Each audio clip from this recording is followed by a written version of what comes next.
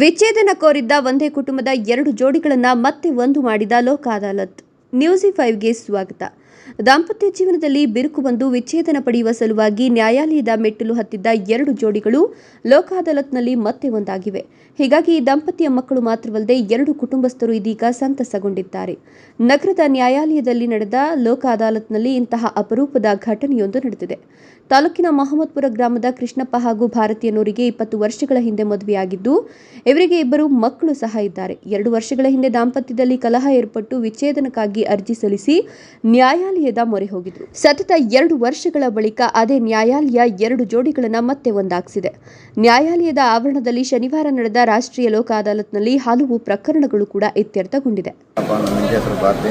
ಮಹಮ್ಮದ್ಪುರ ಗ್ರಾಮ. ನಮ್ಮ 20 ವರ್ಷಗಳಿಂದ ನಮ್ಮ ಮದುವೆ ಆಗಿತ್ತು. ನಮಗೊಂದು 2 ಮಕ್ಕಳಿದ್ರು. ನಮ್ಮ ಗಂಡ ಹೆಂಡತಿಗೆ ಕಾರಣಾಂತರಗಳಿಂದ ನಮ್ಮ ಜಗಳ ಆಗಿ ನಾವು ದೂರ ಆಗಿದ್ದೀವಿ. ಈಗ ನಾವು ನಾವು ಒಂದಾಗಿದ್ದೀವಿ. ಈಗ ನಮ್ಮ ವಕೀಲರಾದ ನಮ್ಮ ಚಿಂತಾಮಣಿ ವಕೀಲರಾದ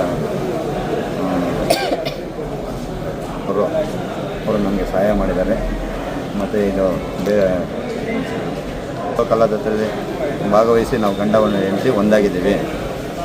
ಈ ಒಂದು ದಿನ ಚಿಂತಾಮಣಿಯಲ್ಲಿ ಲೋಕ ಅದಾಲತನ್ನು ಹಮ್ಮಿಕೊಂಡಿದ್ದು, ಸದರಿ ಲೋಕ ಅದಾಲತ್ನಲ್ಲಿ ನನ್ನ ಕಕ್ಷಿದಾರರಾದ ಕೃಷ್ಣಪ್ಪ ಮತ್ತು ಭಾರತಿಯವರು 2 ವರ್ಷಗಳಿಂದ ಬೇರೆ ಬೇರೆಯಾಗಿ ಸಂಸಾರ ಮಾಡ್ತಾಯಿದ್ದು, ಈಗ ಇಬ್ಬರು ವಿಚ್ಛೇದನಕ್ಕೆ ಕೇಸ್ ಪ್ರಕರಣವನ್ನು ನ್ಯಾಯಾಲಯದಲ್ಲಿ ಮಾನ್ಯ ಹಿರಿಯ ಶ್ರೇಣಿ ನ್ಯಾಯಾಲಯದಲ್ಲಿ ಪ್ರಕರಣವನ್ನು ಸಲ್ಲಿಸಿದ್ದು, ಸದರಿ ಪ್ರಕರಣದಲ್ಲಿ ಕೃಷ್ಣಪ್ಪ ಮತ್ತು ಭಾರತಿಯವರು ರಾಜಿಯಾಗಿದ್ದು, ರಾಜಿಯಂತೆ ಈಗ 6 ತಿಂಗಳುಗಳಿಂದ ಜೊತೆಯಲ್ಲಿ ಮಕ್ಕಳೊಂದಿಗೆ ಸಂಸಾರವನ್ನು ಮಾಡುತ್ತಿರುತ್ತಾರೆ.